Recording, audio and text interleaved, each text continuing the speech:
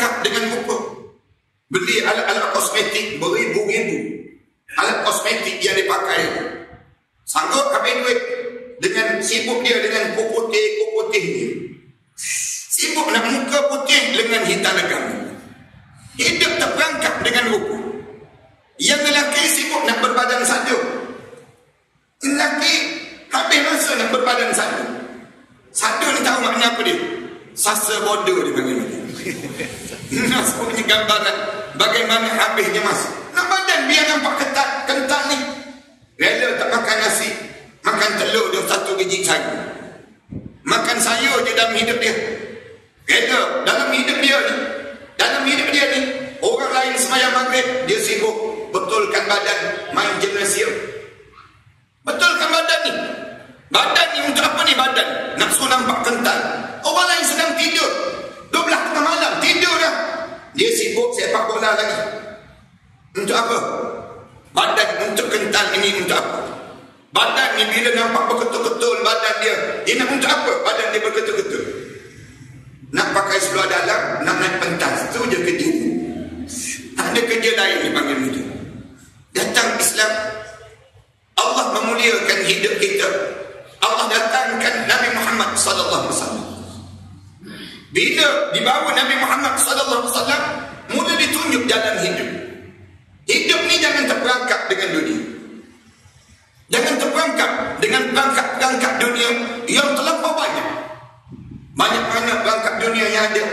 Rasulullah jawab, ada 99 perangkap dunia yang Allah telah jadikan panjang daripada kita mula lahir sampai kita menghadap depan Allah. 99 perangkap ini kadang-kadang di kalangan kita terperangkap. Hidup dalam keadaan yang hanyut dan hanyut. Tak tahu arah tuju.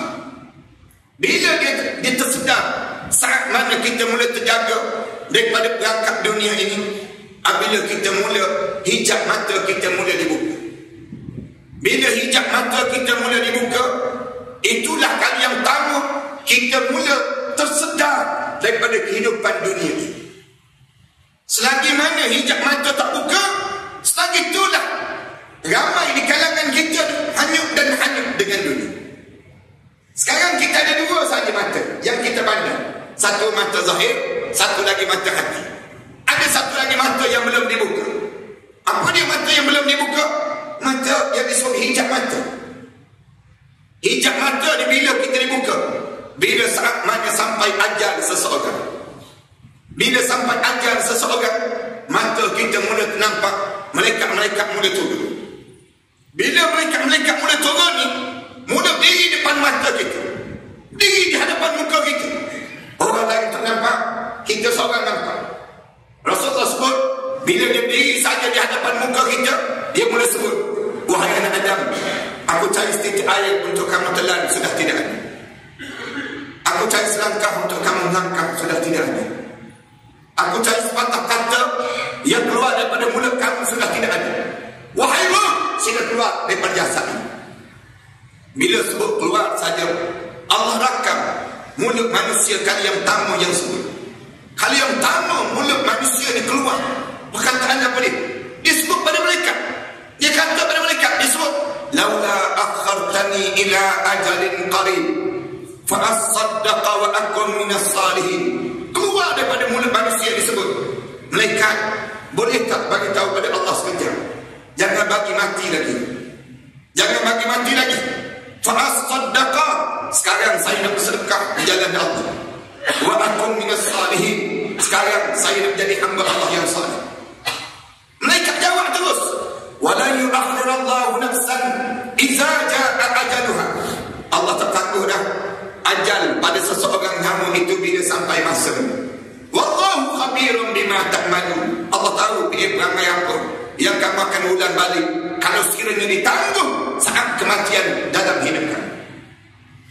Allah cerita ni perangai manusia ni, nak sebutnya bagaimana manusia ni degil dan juga tololnya hidup atas dunia. Bagaimana di kalangan kita ni kan degil, kita bukan tak tahu, bukan kita tak nampak orang meninggal dunia, kita nampak pun.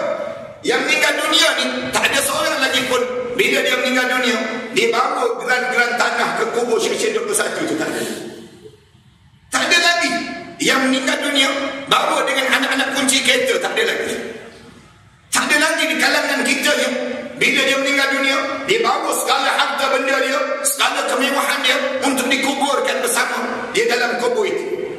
Tapi oleh kerana kita degil, ramai di kalangan kita ni masih lagi terasa, tak apa, lambat lagi ni, lambat lagi. Saya nak suruh sikit, ada beberapa benda yang menjadikan diri kita menjadi begitu. Nak gambarkan tentang mengenai bagaimana dia sentiasa menyebut lambat dan lambat dalam hidup seseorang tersebut. Ada orang bila mereka dah mula masuk dalam kitab cerita, bila mereka dah mula masuk ni, hadis Rasulullah cerita, mereka dah masuk dalam tuanan, pergi terus ke hujung kaki ni. Bila sampai ke hujung kaki tu, mereka mula tarik roh dia, rasa sakit yang amat sangat, ngilu yang amat sangat. Mereka mula umum pada diri dia, wajaat sakratul maut bil haqq zalika ma kunta minhu tahid. Datanglah masa sakaratul maut yang penuh dengan kebenaran. Inilah masa yang kamu seringkali kamu lari-larikan diri dalam hidup kamu. Masa kamu atas dunia dahulu kan, kamu lari daripada apa? Lagi daripada mati je dalam hidup. Orang kita di sepanjang hidup ni, kalau kita tanya, lagi daripada apa? Lagi daripada mati je. Tanya, makan pagi-pagi. Kenapa makan pagi-pagi? Kenapa makan pagi-pagi? Bimbang mati ustaz tersebut. Kalau kita tanya orang yang jogging tu kan, tiap pagi tu jogging, kita tanya dia, jogging tu lagi daripada apa? Lagi daripada mati lah. Lagi daripada mati je. Orang kita ni, hidup ni, lagi daripada mana? Lagi daripada mati je. Zalika ma kunta minhu tahid. Mereka sebut, Allah sebut dalam Quran, inilah masa yang kamu seringkali kamu lari-larikan diri kamu sepanjang kamu hidup di atas dunia. Bila tarik saja di hujung kaki ni, rasa sakit dah. Sakit yang amat sangat. Tak pernah rasa sesakit ini. Ayah-ayah dan ibu-ibu akan rasa sekejap lagi. Masa kita dia akan sampai seketika. Sakit, Rasulullah sebut tak boleh nak dibayar. Sakit mana sakit? Rasulullah kata, bila tanya Rasulullah macam mana sakit saat itu ya Rasulullah, Rasulullah sebut bagaikan badan kamu dicampak ke pohon yang berduri, melekat di pohon yang berduri itu, digentak turun ke bawah. Digentak turun ke bawah tu, tersiap daging-daging. Bila tanya Nabi Rasulullah, ya Rasulullah, bagaimana sakit saat itu ya Rasulullah? Rasulullah sebut dalam hadis yang banyak yang cerita tentang waktu mana sakarat yang datang pada seorang. Rasulullah kata sakit saat itu bagaikan lengan yang besar yang masuk dalam kongkong, dalam kongkong kamu penuh dengan duri-duri lengan tersebut. Kemudian dihunjam sampai ke perut kamu. Kemudian bila sampai di perut kamu, digentak naik ke atas. Kamu rasa macam mana saat tersebut? Bila ditanya kepada Rasulullah sallallahu alaihi wasallam, ya Rasulullah, bagaimana sakit saat itu ya Rasulullah? Rasulullah sebut, cuba tanya ibu-ibu yang melahirkan zuriat itu. Ibu-ibu yang melahirkan zuriat, saat mana dia melahirkan zuriat ini, dia meneran sakit, dia teran untuk nak keluar zuriat tadi, peluh atas dahi. Peluh atas dahi ni, dia pegang tangan dia tu, dalam keadaan pegang sakit sangat. Allah tak boleh nak bayar. Rasulullah sebut, itu baru satu juzuk daripada 99 juzuk kesakitan kematian. Ada 98 lagi juzuk kesakitan kematian. Sangat mana ditanggung. Tapi sayangnya, tengah tarik itu syaitan pujuk. Syaitan pujuk, syaitan kata pada dia, jangan bimbang, jangan bimbang. Tak mati, tak mati. Syaitan pujuk dan ramai orang kita terpujuk. Makan pujuk syaitan. Syaitan pujuk. Rasulullah cerita, saat mana roh kita sedang ditarik itu syaitan pujuk. Relax bro, relax. Tak mati lagi ni bro. Lambat lagi nak mati ni. Baru tarik baru ni. Tarik naik sampai ke lutut. Bila tarik sampai ke lutut, naik saja sampai ke lutut ini, tarik lagi. Daripada lutut ni tarik. Daripada lutut tarik naik sampai ke pinggang. Bila naik sampai ke pinggang, nak sebutnya terpedayanya manusia dan degilnya manusia ni. Saat itu masih lagi clear. Mati ke tak mati ni? Mati ke tak mati ni? Naik sampai ke pusat. Bila sampai ke pusat, naik sampai ke pusat ni, tiba-tiba sejuk di pusat. Kita dah akan rasa sejuk di pusat itu. Sejuk yang amat sangat. Bila sejuk di pusat kita, dia turun sikit demi sedikit. Dia turun balik ke bawah. Bila turun balik ke bawah tu, syaitan sebut, kan aku dah sebut, tak mati. Tak mati, dia sedang turun ni. Sedang turun. Bila sedang turun ni, turun sampai ke bawah kita, tiba-tiba roh kita ni mendadak naik, zup naik, digentak naik sampai ke halqum terus. Bila sampai di halqum, tergambar, terkejut, Allah rakam kali yang kedua. Penyesalan dalam mulut manusia ni, manusia mula sebut balik. Bila naik sampai di halqum, terkeluar daripada mulut manusia, qala inni tubtul an. Sekarang saya taubatlah ya Allah. Sekarang saya taubat ya Allah. Malaikat jawab terus.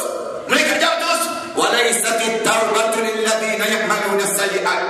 Tidak dianggap taubat orang yang hidup dia dalam keadaan buat benda yang jahat.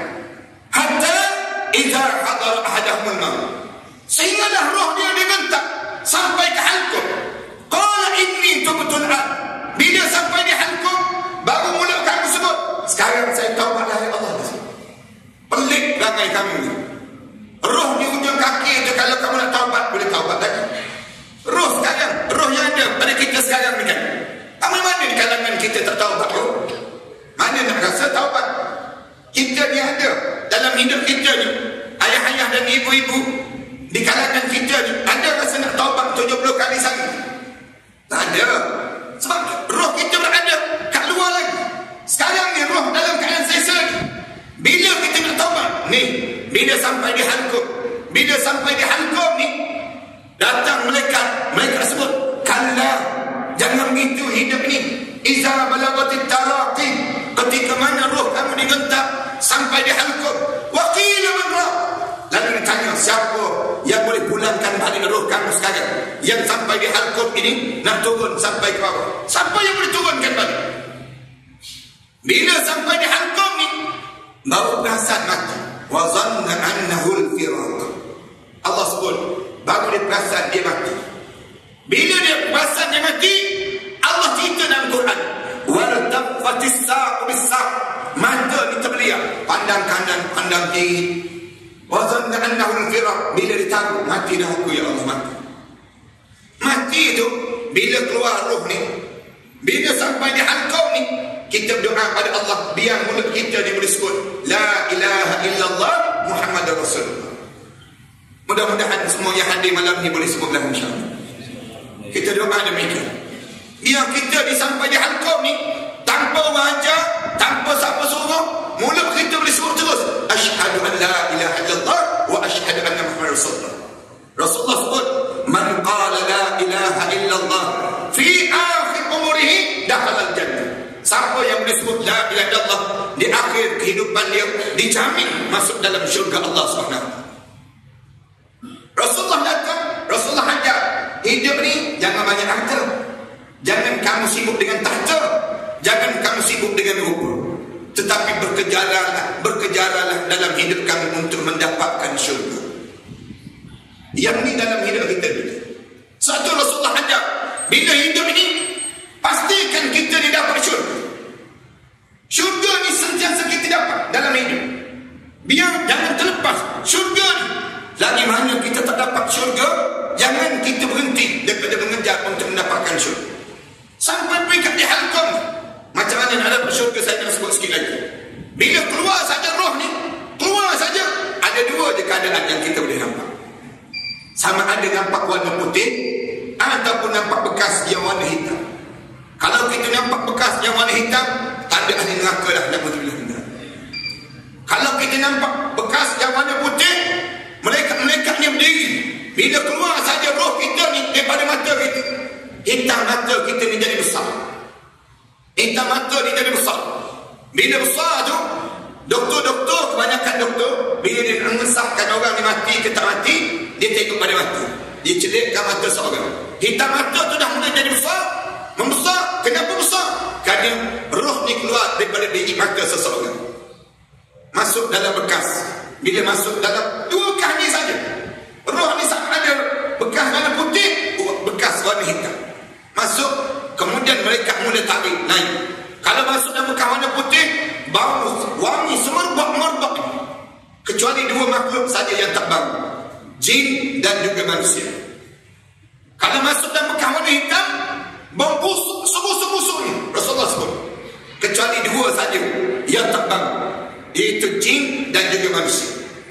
Rasulullah sebut demikian. Naik, roh kita mulai dinaikkan. Naik langit yang tamu, penjaga langit yang tamu akan tanya, roh siapakah ini? Lalu dijawab, roh fulan bin fulan. Bila sebut roh fulan bin fulan, penjaga langit yang tamu sebut, beruntunglah dia hidup dalam keadaan soleh dan mati dalam keadaan soleh. Naik langit yang kedua, sama juga. Langit yang tiga sampai menghadap. Langit yang ketujuh menghadap depan Allah. Bila menghadap depan Allah, Allah sebut, tentukan dia dalam syurga Illiyin. Bila sebut syurga Illiyin, turun terus roh ni berada di hujung kepala masing-masing. Kalau dia seorang yang jahat, sepanjang hidup ini bukan orang soleh, hidup dia naik saja.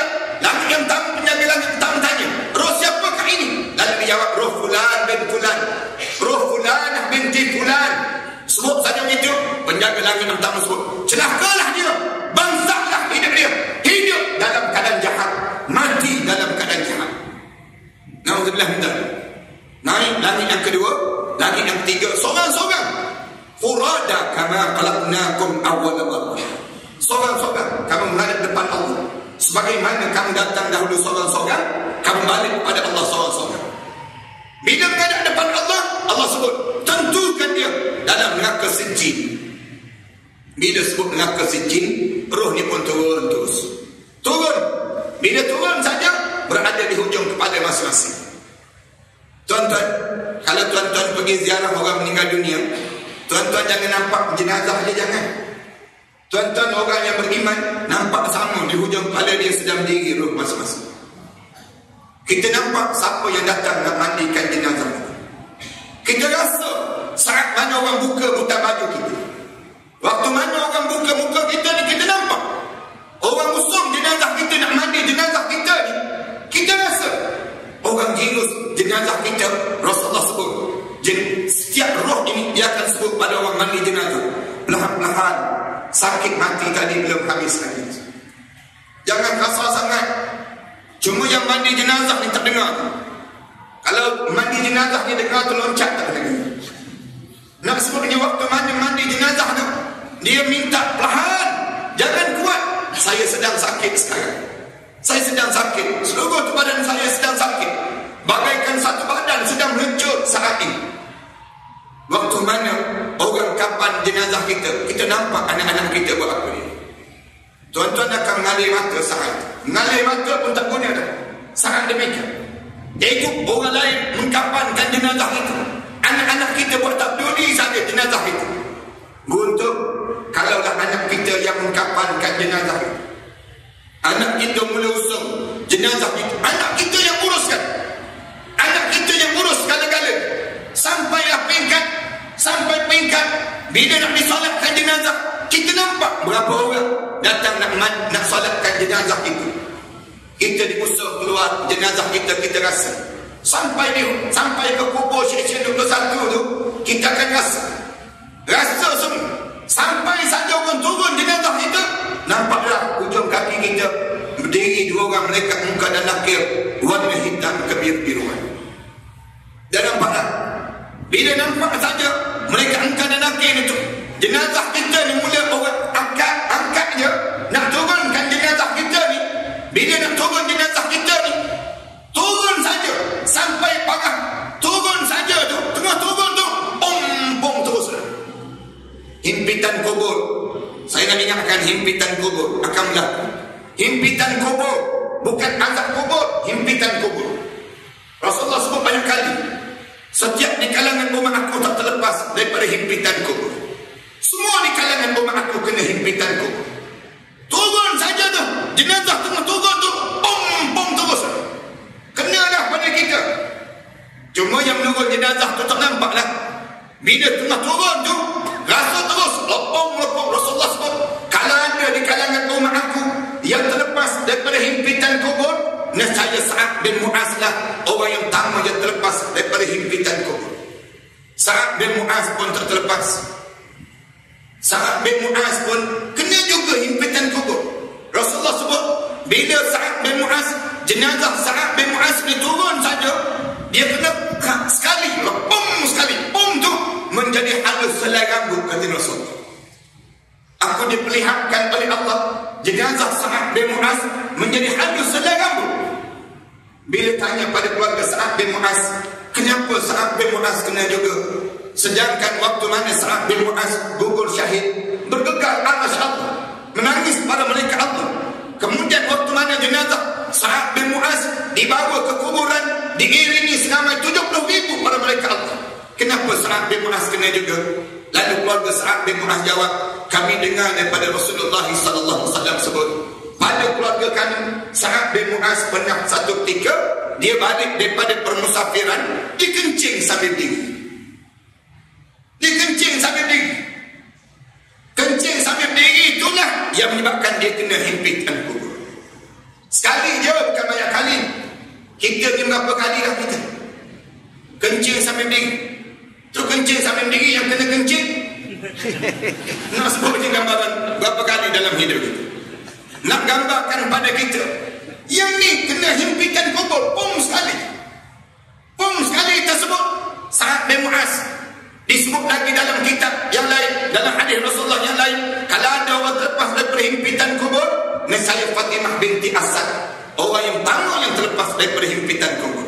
Fatimah binti Asad pun tak terlepas. Kita cerita kemudian himpitan kubur. Tuan-tuan kena duduk satu majlis ilmu, duduk cerita tentang himpitan kubur saja. Bila jenazah turun, macam mana kita nak suruh jadi ringan? Jangan kuat sangat himpitan kubur kita. Bila turun saja hadap muka ke kiblat, hadap muka ke kiblat tu, bau tanah depan muka kita. Dengar suara di bawah telinga kita. Dengar suara di bawah telinga. Selamat datang, wahai hamba Allah. Sekejap lagi kamu akan lihat apa yang akan aku lakukan pada kalian. Bila orang mula tutup saja liang lahat kita ni, tutup saja liang lahat kita ni, di saat mana tutup saja liang lahat ini, turun tanah, bunyi tanah, tanah yang turun ni bergerak dah.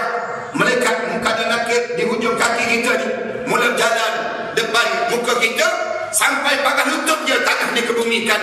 Malaikat mula dah diri depan muka kita, mula halau salat kita, mula halau zakat kita, halau haji kita, halau segala-galanya. Yang ni tak boleh halau Al-Quran Karim yang dibaca sebelum mana subuh saja. Ayah-ayah dan ibu-ibu, kalian jangan tertinggal daripada datang sebelum subuh, duduk di saf yang pertama, saf yang kedua baca Quran. Setiap hari saya sebut banyak kali, yang usia 60 tahun ke atas, usia 60 tahun ke atas ni, setiap pagi mesti sebelum subuh datang ke masjid. Datang ke masjid sebelum subuh. Umur 60 tahun dah, tak masuk jabat dah 60 tahun. Tunggu umur 93 tahun pula nak masuk jabat tu. Lambat lagi nak masuk jabat. Umur kita baru 60 tahun ni. 60 tahun ni kita dalam keadaan sebegini. Kita duduk datang awal-awal. Sebelum subuh datang baca Quran.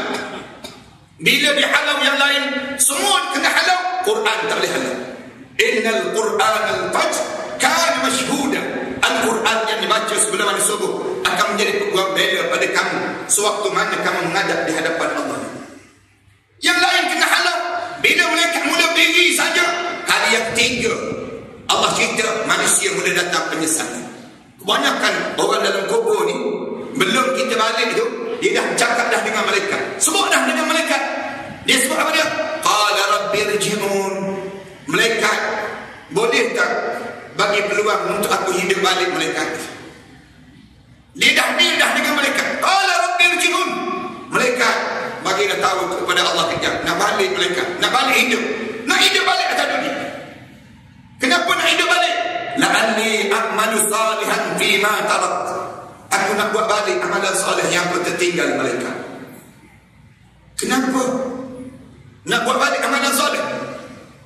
Waktu mana dalam kubur baru kamu nak buat amalan soleh? Malaikat jawab terus, kalla, jangan harap kamu boleh hidup balik. Jangan harap kamu boleh hidup balik. Innaha kalimatun huwa qailuha. Mulut dia sembang kencang, kata malaikat. Cakap besar je nak hidup. Wa min waraihim barzakhun ila yaum yub'atsun. Sedangkan di belakang kamu akan mula melalui saat barzakh sampai kamu dibangkitkan balik di hadapan Allah nanti. Ulama bertanya, kenapa yang mereka nak hidup